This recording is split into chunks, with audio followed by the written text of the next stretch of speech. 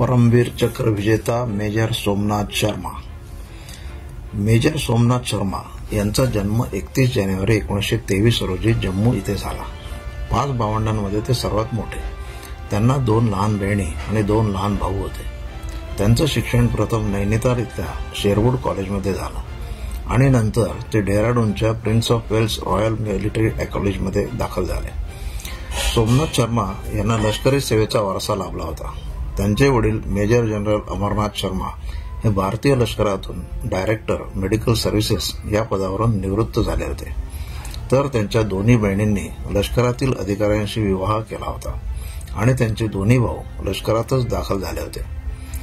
त्यांचा धाकटा भाऊ लेफ्टनंट जनरल या हुद्द्यावरून व इंजिनिअरिंग चीफ या पदावरून निवृत्त झाला, तर सर्वात लहान भाऊ chief of the army staff या पदावरून निवृत्त झाला। लष्करात जाण्याची प्रेरणा त्यांना त्यांच्या आईच्या घराण्याकडून मिळाली। त्यांचे मामा लेफ्टनंट कृष्णदत्त वासुदेव 1942 मध्ये जपानबरोबरच्या युद्धात मलाया येथील चकमकीत शहीद झाले। ते 4/19 हैदराबाद पलटणीत होते। त्यांच्यामुळे शर्मा भावंडांनी लष्करात जाण्याचा निर्णय घेतला। मेजर सोमनाथ शर्मा यांना 8/19 हैदराबाद रेजिमेंटमध्ये कमिशन मिळालं। ही रेजिमेंट आता 4 कुमाऊ या नावाने ओळखले जाते। ते ब्रह्मदेशातील अराकन आघाडीवर दाखल झाले। त्यांनी 51 ब्रिगेडमधून प्रत्यक्ष कारवाईत भाग घेतला। त्यावेळी ते डेप्युटी असिस्टंट ॲडज्युटंट आणि क्वार्टर मास्टर जनरल होते। या आघाडीवर त्यांनी दाखवलेल्या शौर्याचा गौरवाने उल्लेख करण्यात आला आहे। ब्रह्मदेशातून त्यांना पुनर्वसनाच्या कामात मदत करण्यासाठी मलायामध्ये पाठवण्यात आलं। ते भारतात आले आणि आपल्या बटालियनमध्ये रुजू झाले। त्यावेळी त्यांच्या बटालियनकडे फाळणीनंतर निर्माण झालेल्या स्थितीत पंजाबमध्ये शांतता प्रस्थापनेसाठी नागरी प्रशासनाला मदत करण्याची जबाबदारी सोपवण्यात आली होती। फाळणीपूर्वी म्हणजे जून 1947 मध्ये त्यावेळच्या ब्रिटिश सरकारने भारतातील संस्थानिकांना 3 पर्याय दिले होते। एक म्हणजे भारतात सामील होणं, दुसरा पाकिस्तानात सामील होणं आणि तिसरा पर्याय म्हणजे स्वतंत्र राहणं। काश्मीरचे महाराजा हरिसिंग यांनी स्वतंत्र राहण्याचा तिसरा पर्याय निवडला। भारत सरकारने प्रथम त्यांचा हा पर्याय मान्य केला, पण पाकिस्तान सरकारने काश्मीरची आर्थिक नाकेबंदी केली। रॉकेल, खाद्यतेल, अन्नधान्य, मीठ यांचा पुरवठा पाकिस्तानने रोखून धरला। एवढंच नव्हे तर पाकिस्तानने टोळीवाल्यांच्या वेशात पाकिस्तानी सैन्य काश्मीरवर हल्ला करण्यासाठी पाठवलं। 20 ऑक्टोबर 1947 रोजी पाकिस्तानने जम्मू काश्मीर राज्य गिळंकृत करण्यासाठी मोठ्या प्रमाणावर फौजा पाठवल्या। काश्मीरच्या सैन्याला पाकिस्तानच्या प्रशिक्षित सैन्याचं हे आक्रमण रोखणं शक्य नव्हतं। काश्मीरच्या सैन्याचा जागोजागी दारुण पराभव व्हायला लागला आणि त्या सैन्याला माघार घेण्याशिवाय पर्याय उरला नाही। आपलं सैन्य पराभूत होत आहे आणि पाकिस्तानी सैन्य वेगाने आक्रमण करत आहे हे लक्षात येताच महाराजा हरिसिंग गडबडले। त्यांनी त्यावेळी भारताकडे मदतीची मागणी केली। त्यावेळी राज्य भारतात विलीन झालं तरच भारत यात हस्तक्षेप करू शकेल असं भारत सरकारने त्यांना कळवलं। युद्धात मदत करण्यासाठी भारताने विलिनीकरणाची पूर्वअट घातल्यामुळे महाराजांनी 26 ऑक्टोबर 1947 रोजी विलिनीकरणाच्या करारावर स्वाक्षरी केली आणि मगच भारत सरकारने श्रीनगरमध्ये हवाई मार्गे सैन्य पाठवलं। जम्मू काश्मीर व आसामचे माजी राज्यपाल, लष्करचे माजी उपप्रमुख लेफ्टनंट जनरल SK सिन्हा यांनी त्यांचा एक विशेष अनुभव नोंदवला आहे। त्यावेळी ते general staff office grade 2 operations या पदावर कार्यरत होते। दिल्ली आणि पूर्व पंजाबच्या मुख्यालयात त्यांची नियुक्ती होती। यातूनच पुढे लष्कराचा पश्चिम विभाग तयार झाला। कमांड हेडक्वार्टर्सच्या दिल्ली येथील मुख्यालयात जनरल सिन्हा हे एकटेच भारतीय अधिकारी होते। त्यांच्याकडे जम्मू काश्मीरमधील कारवाईची सूत्र देण्यात आली। त्यासाठी त्यावेळी त्यांना वारंवार जम्मू व श्रीनगर इथे जावं लागत असे। तेथील स्थितीची वेळोवेळी माहिती देण्याची जबाबदारी लष्कर प्रमुखांनी सिन्हा यांच्यावर सोपवली होती। भारत आणि पाकिस्तान या दोन्ही देशांच्या लष्करी सेवेत असलेल्या ब्रिटिश अधिकाऱ्यांना काश्मीरमधील कारवाईपासून दूर ठेवण्यात आलं होतं। इंग्लंडमधील लष्करी अधिकाऱ्यांनीच तसा निर्णय घेतला होता। या कामाबरोबरच सिन्हा यांच्याकडे दिल्लीच्या सफदरजंग विमानतळावरून भारतीय सैन्याला हवाई मार्गे श्रीनगरला पाठवण्याची जबाबदारीही देण्यात आली होती। डाकोटा या नागरी विमानातून भारतीय सैन्य श्रीनगरमध्ये पाठवलं जात होतं। जमिनीच्या मार्गाने लष्कराच्या तुकड्या काश्मीरकडे कूच करत होत्या, पण रस्ता कठीण असल्यामुळे त्यांना पोहोचायला वेळ लागत होता. त्यावेळी बनिहाल टनेल म्हणजे भुयारी मार्ग नव्हता, त्यामुळे पायी जाणाऱ्यांना बनिहाल खिंडीतून डोंगराच्या वर जावे लागत असे. पठाणकोटहून श्रीनगरला जायला लष्कराला 4 दिवस लागत होते. तशातच नोव्हेंबरच्या मध्यापासून त्या भागात बर्फ पडण्याची भीती होती. काश्मीरमधले अनेक मार्ग बर्फवृष्टीमुळे बंद पडण्याची शक्यता होती. ही शक्यता लक्षात घेऊन 15 दिवसातच सर्व सैन्य श्रीनगरमध्ये व काश्मीरच्या इतर भागात पोहोचवणं आवश्यक होतं. बनियाल खिंडी बर्फवृष्टीमुळे बंद पडण्याची शक्यता होती. एक शीख बटालियनचे कमांडिंग ऑफिसर लेफ्टनंट कर्नल दिवाण रणजित राय हे 27 ऑक्टोबर 1947 रोजी त्यांच्या बटालियन मुख्यालय व 2 कंपन्यांचं श्रीनगर विमानतळावर उतरले. त्यांनी एका तुकडीला श्रीनगर विमानतळाच्या सुरक्षेसाठी मागे ठेवलं आणि ते स्वतः एक कंपनी बरोबर घेऊन बारामुल्ला भागात शत्रूचा सामना करायला आघाडीवर गेले.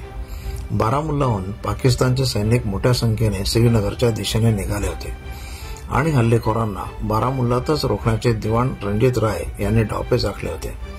बारामुल्लामध्ये ते शत्रूशी सामना करत असतानाच 29 ऑक्टोबर रोजी ब्रिगेडियर LP सेन यांच्या नेतृत्वाखाली 161 इन्फंट्री ब्रिगेडचे जवान काश्मीरमध्ये दाखल होत होते. या इन्फंट्री ब्रिगेडमध्ये 4 कुमाऊ, 1 पंजाब आणि 1 कुमाऊ पॅराट्रुपर्स यांचा समावेश होता.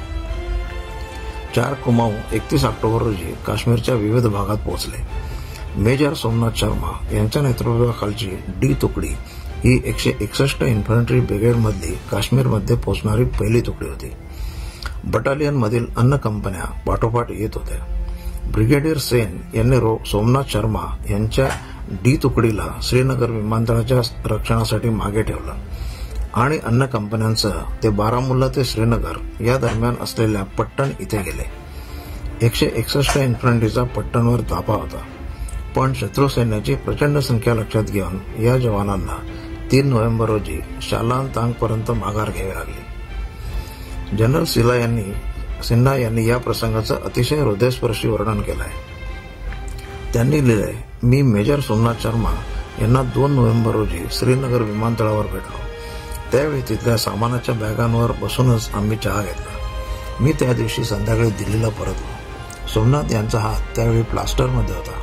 त्यांच्यावर विमानतळाच्या संरक्षणाची जबाबदारी सोपवून त्यांचे कमांडिंग ऑफिसर अन्य कंपन्यांना घेऊन पट्टणला गेले होते. विमानतळाच्या संरक्षणासारखी तुलनेने कमी महत्वाची कामगिरी दिल्यामुळे सोमनाथ कैसे नाराज होते. त्यांच्या तुकडीतील जवानांना दिल्लीहून येणाऱ्या विमानातील सामान उतरवण्याच्या कामात मदत करावी लागत असे. त्यावेळी दिल्लीहून विमानांच्या रोज 40-50 फेऱ्या होत. श्रीनगरला लवकरात लवकर कुमक पोहोचवण्यासाठी हे आवश्यक होतं. विमानतळावर थांबून राहण्यापेक्षा आपल्या तुकडीला प्रत्यक्ष युद्धभूमीवर काहीतरी महत्वाची कामगिरी मिळावी यासाठी मी काहीतरी करावं अशी विनंती मेजर सोमनाथ यांनी मला केली. त्यावर तिथला विमानतळ आपल्या दृष्टीने खूपच महत्वाचा आहे. एका दृष्टीने ती आपली लाईफलाईनच आहे.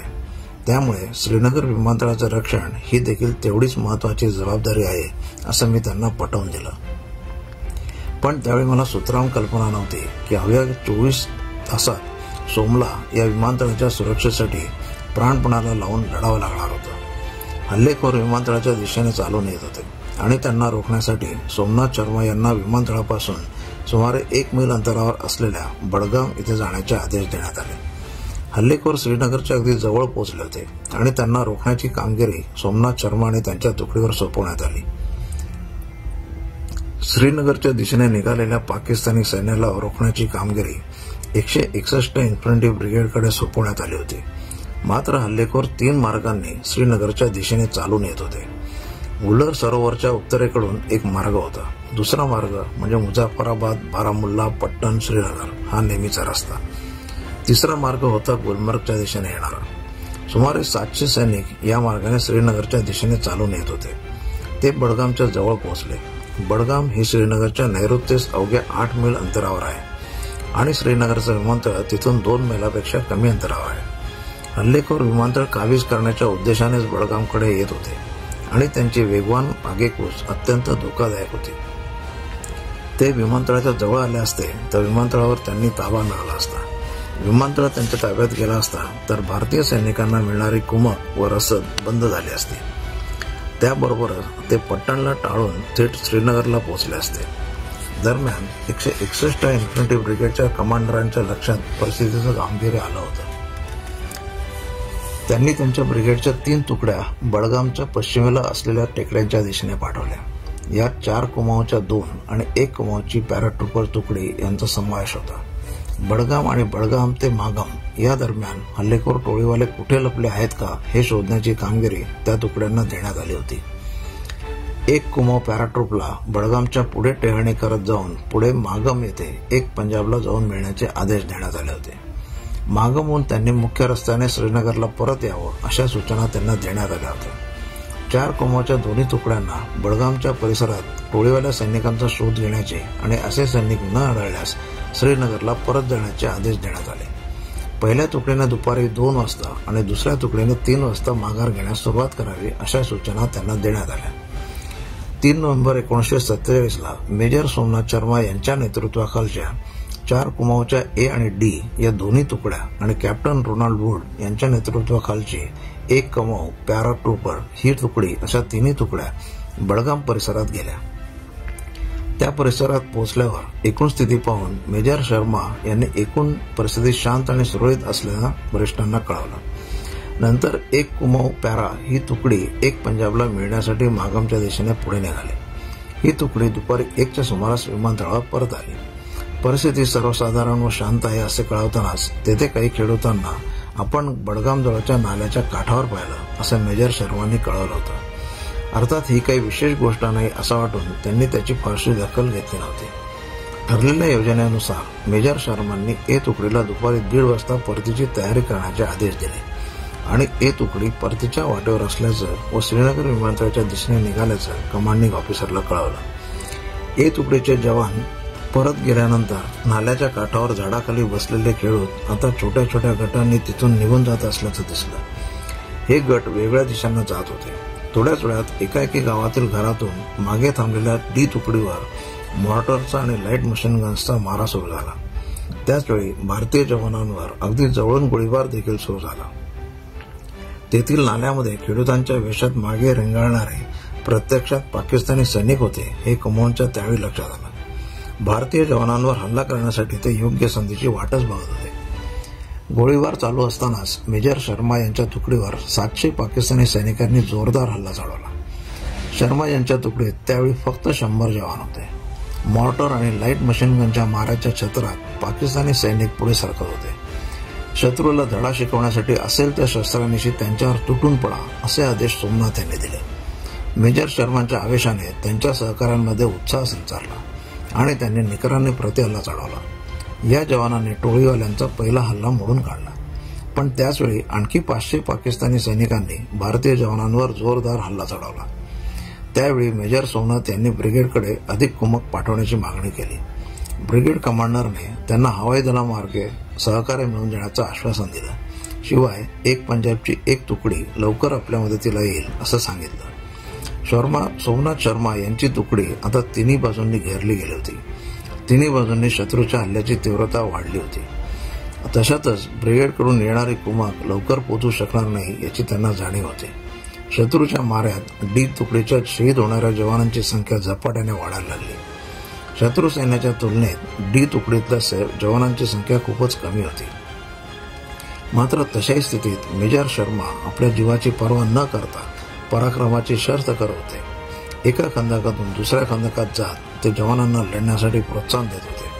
त्यांच्या जवानांची संख्या खूपच कमी झाली तेव्हा स्वतःचा एक हात प्लास्टरमध्ये असतानाही ते जवानांना त्यांच्या बंदुकीचं मॅगझिन भरून देत होते. एका हाताने चालू असलेले त्यांचं काम आणि लढण्याची जिद्द पाहून जवानांनाही स्फुरण चढलं. त्यांनी अचूक गोळीबार करत शत्रू सैन्याचा निपात करायला सुरुवात केली. एवढ्यात एक मॉर्टरचा गोळा सोमनाथ यांच्या जवळच असलेल्या दारूगोळ्याच्या साठावर पडला. प्रचंड स्फोट झाला आणि त्यात मेजर शर्मा धारातीर्थी पडले. मृत्यूपूर्वी काही क्षण आधी त्यांनी ब्रिगेड मुख्यालयाला निरोप पाठवला होता. तो त्यांचा शेवटचा निरोप ठरला. त्यात त्यांनी म्हटलं होतं, शत्रू आमच्यापासून अवघ्या 50 मीटरवर आहे. आमची संख्या तुटपुंजी आहे. सर्व बाजूंनी आमच्यावर गोळीबाराचा प्रचंड भडीमार होत आहे. पण तरीही मी 1 इंचही मागे हटणार नाही. माझा शेवटचा जवान जोपर्यंत जिवंत आहे आणि बंदुकीत शेवटची गोळी आहे तोपर्यंत मी लढत राहीन। शर्मा यांच्या मदतीसाठी पाठवलेली एक कुमक प्यारा तुकडी बडगामला पोहोचेपर्यंत सगळं संपलं होतं। शत्रूचे सुमारे 200 सैनिक ठार झाले। त्यामुळे चढाई सुरू ठेवण्याचा विचार त्यांनी सोडून दिला। त्यामुळे आणखी जवानांना श्रीनगर विमानतळावर आणून श्रीनगरकडे येणारे सर्व मार्ग रोखणं भारतीय लष्कराला शक्य झालं। एका अर्थाने मेजर शर्मा यांनी त्या दिवशी श्रीनगर आणि पर्यायाने काश्मीर वाचवलं। भारतीय सैन्याने बडगाम जेव्हा पुन्हा ताब्यात घेतलं तेव्हा भारतीय जवानांच्या प्रतिहल्ल्यात ठार झालेल्या 300 पाक सैनिकांचे मृतदेह तिथे सापडले। शलातांग भागात भारतीय जवानांनी 7 नोव्हेंबरला जोरदार प्रतिहल्ला केला। त्यावेळी झालेल्या चकमकीत भारतीय जवानांनी पाकिस्तानच्या 369 सैनिकांना कंठस्नान घातलं। जोरदार चढाई करत भारतीय लष्कराने अक्रम खाननं काश्मीर खोऱ्याच्या बाहेर पिटाळून लावलं। भारतीय जवानांनी बारामुल्ला मुक्त केलं आणि 14 नोव्हेंबरला भारतीय फौजा श्रीनगरपासून 60 किलोमीटर अंतर असलेल्या उरी येथे पोहोचल्या। अत्यंत कठीण परिस्थितीत दाखवलेल्या अतुलनीय शौर्याबद्दल मेजर सोमनाथ शर्मा यांना मरणोत्तर परमवीर चक्र सन्मान जाहीर करण्यात आला। परमवीर चक्र हा सर्वोच्च शौर्य पुरस्कार मिळवणारे मेजर सोमनाथ शर्मा हे भारतीय लष्कराचे पहिले अधिकारी ठरले। मेजर जनरल आयन कार्डोझो यांनी या संदर्भात एक महत्त्वाची माहिती दिली आहे।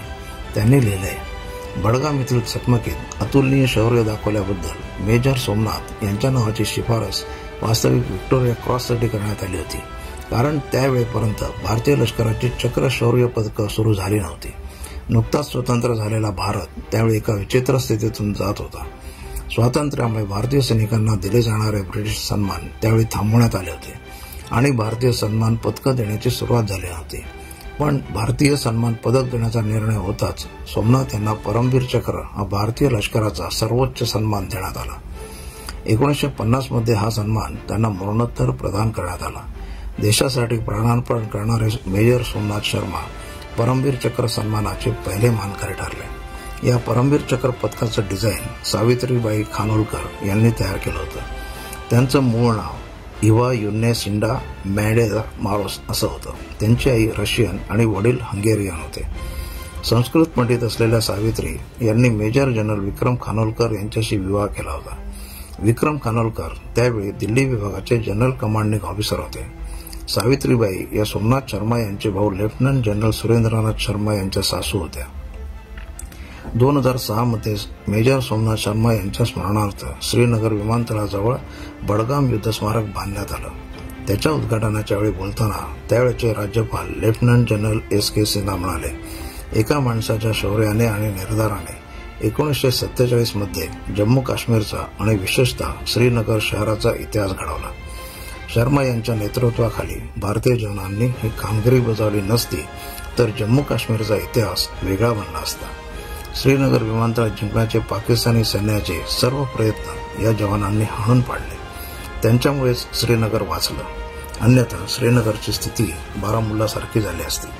सोमनाथ शर्मा यांच्याविषयीच्या आठवणी सांगताना राज्यपाल सिन्हा यांनी बडगाम येथील चकमकीबद्दलची साध्यंत माहिती सांगितली। शत्रू सैन्याने बारामुल्लामध्ये हैदोस घातला होता आणि त्या आघाडीवर जाऊन लढण्याची शर्मा यांची इच्छा होती। एक हात प्लास्टरमध्ये असतानाही शर्मा निर्धाराने लढले। त्यांचा सर्वोच्च त्याग देशाच्या नेहमीच स्मरणात राहील। आपल्याही आठवणीत सोमनाथ शर्मा कसे कायम आहेत हे सांगताना राज्यपाल सिन्हा म्हणाले, मी दिल्लीत जिथे राहतो त्या अपार्टमेंटचं नाव सोमविहार आहे। काश्मीरचा राज्यपाल या नात्याने मला त्याच्या स्मारकाचं उद्घाटन करायला मिळालं। त्याची शौर्यगाथा लिहिलेल्या स्मारकाचं मी अनावरण केलं। श्रीनगर विमानतळावरचा त्यांचा अर्धपुतळा मला नेहमीच त्यांच्या बलिदानाची आठवण देत राहील। त्यांच्यामुळेच काश्मीरसाठी जीवदायी बनलेला हा विमानतळ शत्रूच्या हातात पडला नाही याचं स्मरण मला हा पुतळा नेहमी करून देईल। धन्यवाद।